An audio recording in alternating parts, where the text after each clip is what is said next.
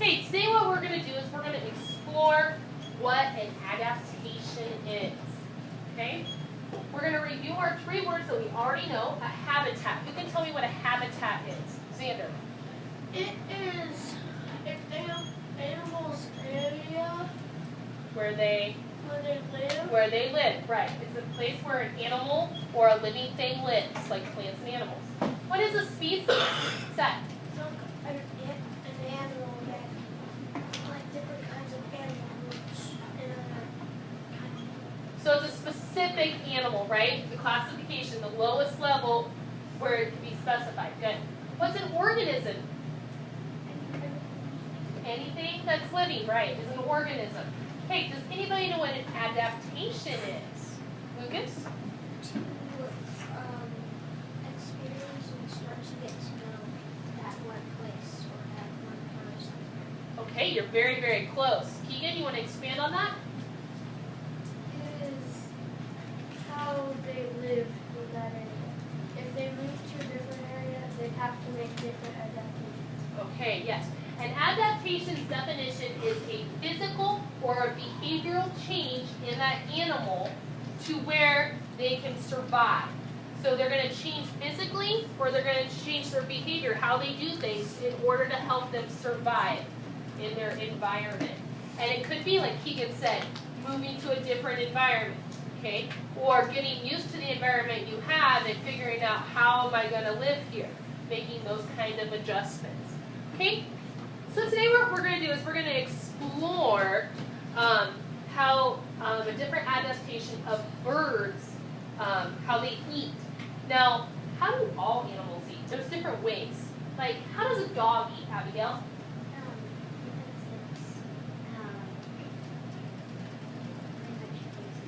Yeah, he eats just with its mouth, right? Puts its face in the bowl and eats that way.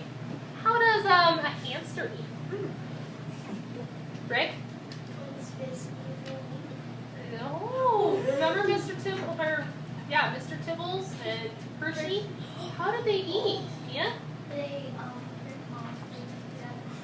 Right, they picked up their paws and they sat there and ate it with their hands, right? Their paws. Okay? How does a bird eat? Kylie? They can sometimes peck their food. Right? So they use their what? Their beak. They use their beak. Okay, I have a couple pictures here of different kinds of birds, and I want you to notice their beaks. Their like how would you describe their beak? Look how, if it's rough, if it's tiny, if it's pointed, if it's large. Kind of look at the different characteristics of their beak. Okay, the first bird we're going to look at is a robin. Keegan, would you hit the lights for us so we can see it a little bit better up here? Okay, if you look at the robin's beak, do you notice like any roughness to it? Is it curved to where it looks like it can poke? No. Does it look like it's sharp on the end? Yeah. Okay. Is it very large? No. Does it look like it can open up really big? No. No. So what kind of things do you think the robin would be eating? Worms, seeds, berries, things that are pretty tiny in size, correct?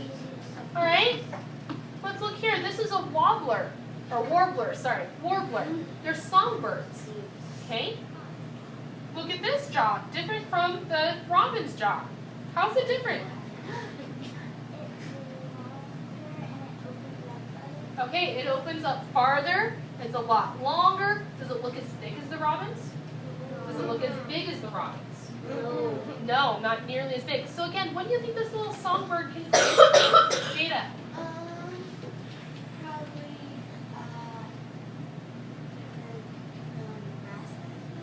Maybe. Kaden? Berries again. nuts. Maybe some nuts. Okay.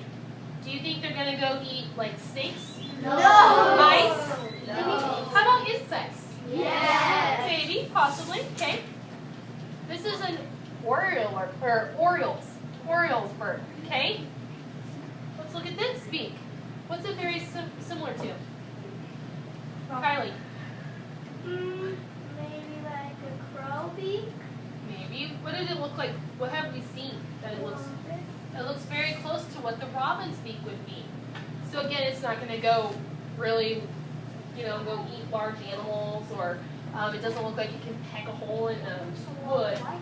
Looks a lot like the robin. Okay, let's go to a different size bird. This is a pelican. Okay, notice the pelican's beak. It's a lot what? Long. A lot longer. Notice the tip of it. Sharp. Like a boat. Almost, yeah, really sharp there. And then the bottom of it, it's shaped like a what? Like a bag. Like a boat or a bag. When he opens up his mouth, what happens to his beak? It doesn't look like a beak. It doesn't look like a beak anymore. What happened to it? What happened to it? Keelan, thanks for raising your hand. It expanded. It got bigger, making room for what? Mia? Food and fish. Do you think his beak is going to be appropriate to go pick worms out of the ground? No. No. Do you think he's going to be able to go get berries off of a bush? No. How do you think he uses his beak to get fish? Mia? He like goes to arms and then get fish to wash out. Okay, yeah, he's going to have to scoop at it like a shovel, right? He's going to have to go in and swoop in and get the water. All right. Let's look at Mr. Flamingo here. How's his beak different from the other beaks that we have seen? Lucas. It's curved. Okay, it is a curved beak. Why do you think it would be curved? Lucas? Because that's not more water, but it's some more fish. Okay. I saw if they can eat algae like some bird, they can eat moss. They eat moss too.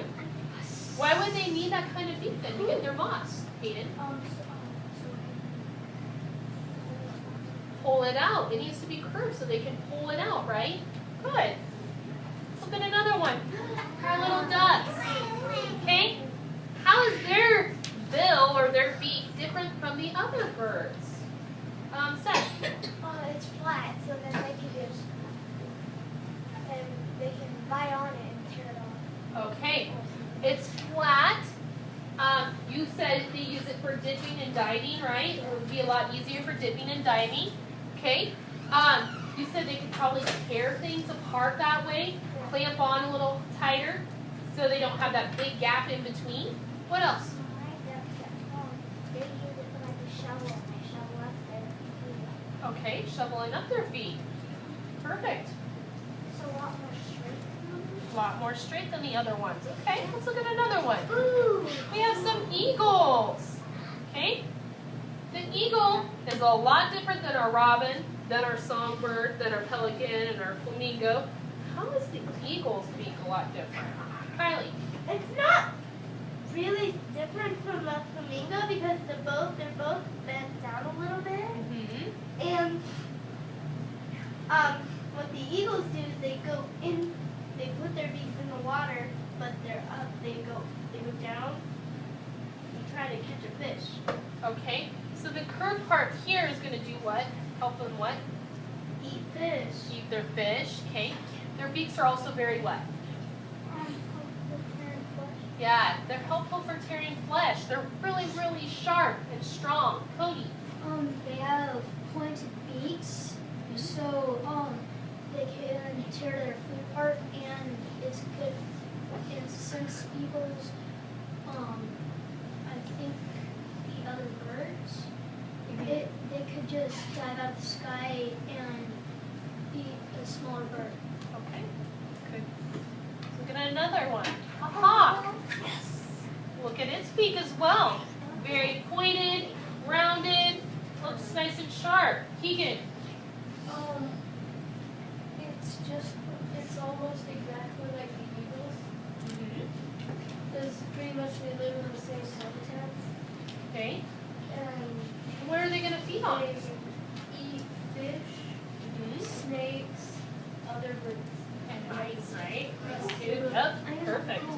Okay. And our last one we have an owl, and you can actually see it eating. A chick. I think it's a chick. I really do. Chicken. Okay. And with the owl, if you notice its beak, it's curved and pointy and sharp, just like the other ones, right? Look how angry. Now, how do you think the shape of the bill helps them in their environment? Caroline? There's lots of mice, and a couple of times I've seen them dive, but then they kind of go back up, taken by surprise. Okay, so how is the bill going to help them though? It's curved and it just grabs, and it works to grab them. Right, it's going to be like a claw. If it's curved and they come down, then they're not going to have to worry about it being flat and dropping it, right? It's going to hook into them and keep their food until they can tear it apart. All right, well today we are going to explore different bills in different habitats. We have 4 utensils that we are going to be using that are going to symbolize our bills.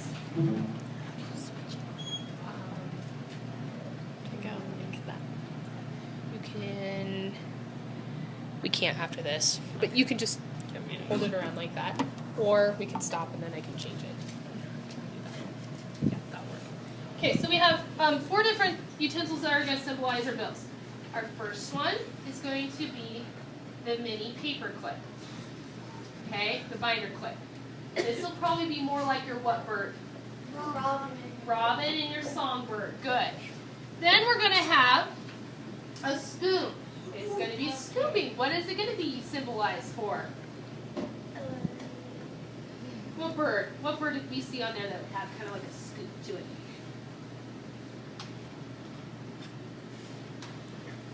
You want me to pass? Okay, Keegan?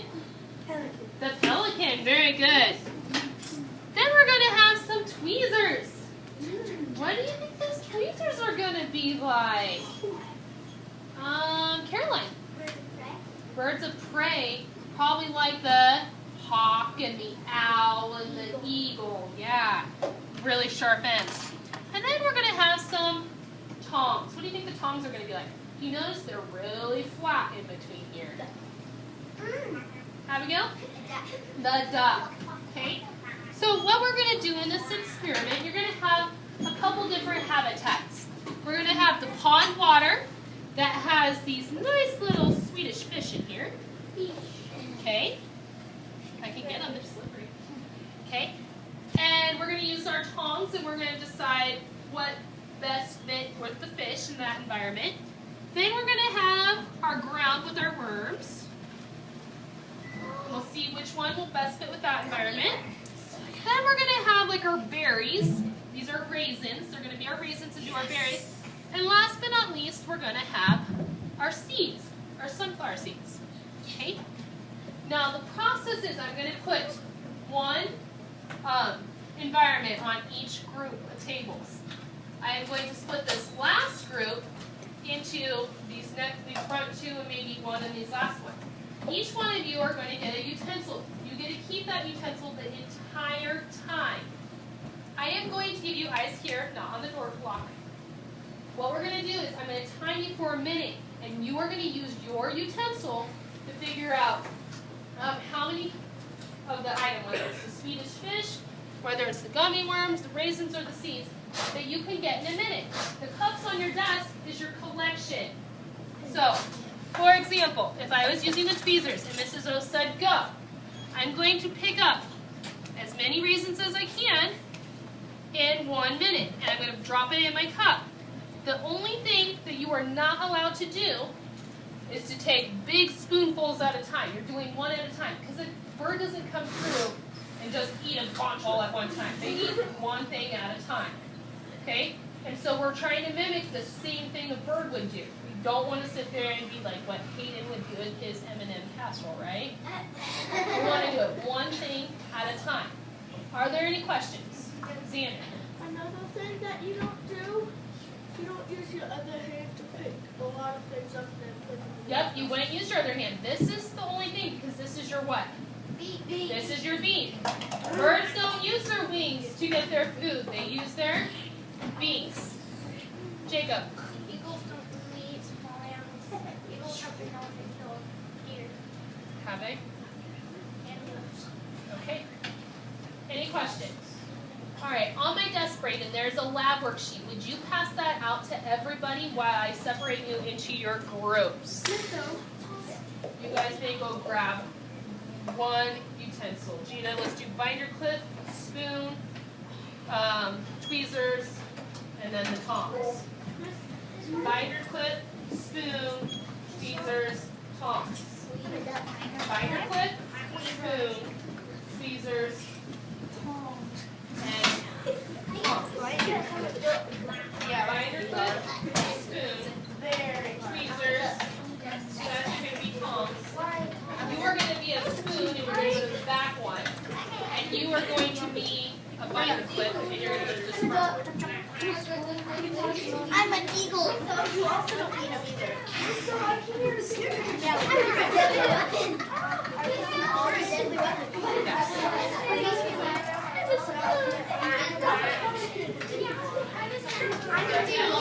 I'm an eagle. Like stop. You Switch can, it you can stop around and now. then, yeah. Okay, like I Just feel hit like the red button, stop.